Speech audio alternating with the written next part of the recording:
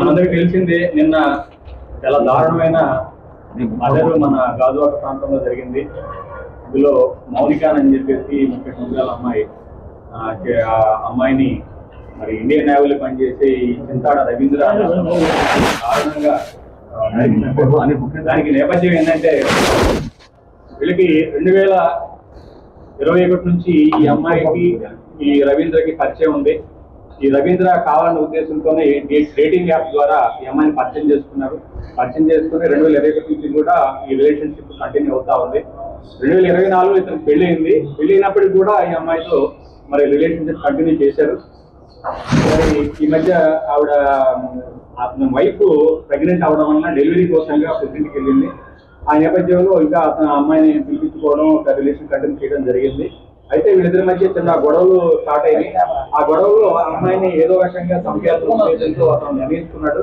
నిన్న ఆ ఉద్దేశంతోనే నిన్న అతను అమ్మాయిని ఇంటికి పిలిపిస్తున్నాడు.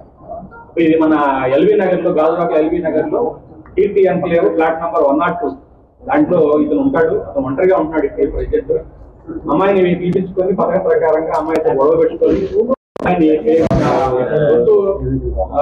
తీసుకేసాడు. అంటే చెప్పిన ప్రకారం ఏంటంటే ముక్కు నోరు మూసేసి సఫకేషన్ చేసి చంపేశాడు. చంపేసిన తర్వాత అతను ఈ డెడ్ బాడీని ఏ విధంగా డిస్పోజ్ చేయాలో అర్థం కాక దాన్ని కావాలనే ఉద్దేశంతో అతను ఒక కత్తి తీసుకుని ఆ బాడీని 3 ముక్కలు చేశాడు. గొంతు, తల, చేతులు, మొండి అన్ని కూడా సెపరేట్ చేశాడు.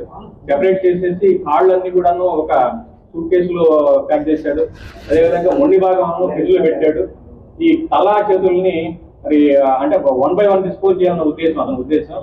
దాన్ని ఏం చేశాడంటే అతను బ్యాగ్ లో పెట్టుకొని మన ఈ అడివరం రోడ్లో ఒక పెట్రోల్ లో తగలబెట్టాడు.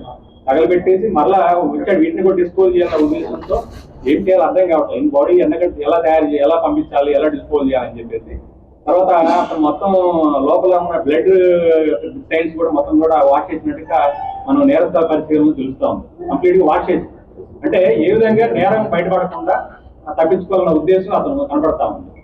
తర్వాత ఇప్పుడు ఈ డెడ్ బాడీస్ లో ఉన్న ఈ భాగాలు ఎలా డిస్పోజ్ చేయలేక అతనికి ఏం దిక్కు తెలియలేదు. ఈయన ఏం చేయాలో అర్థం కాక అతను పోలీస్ స్టేషన్కి వచ్చి సరెండర్ అయ్యడంగా తెలుస్తాం. అయితే ఈ విషయం తెలుసుకున్నది తల్లిదండ్రులు ఈ రోజు పోలీస్ స్టేషన్కి వచ్చి వాళ్ళ మౌనిక తల్లిదండ్రులు వేణుగోపాల్ వాళ్ళ ఫాదర్ పేరు ఆయన వచ్చి కంప్లైంట్ ఇవ్వడం జరిగింది. ఈ ఫాదర్ వచ్చేసి ఈ మన చిన్నాడు కాంట్రాక్ట్ టీచర్ గా పనిచేస్తారంటే పెందుర్తిలో. అందరూ కూడా టీచర్ ఫ్యామిలీ అనమాట. మదర్ ఫ్యామిలీ టీచర్ పనిచేస్తా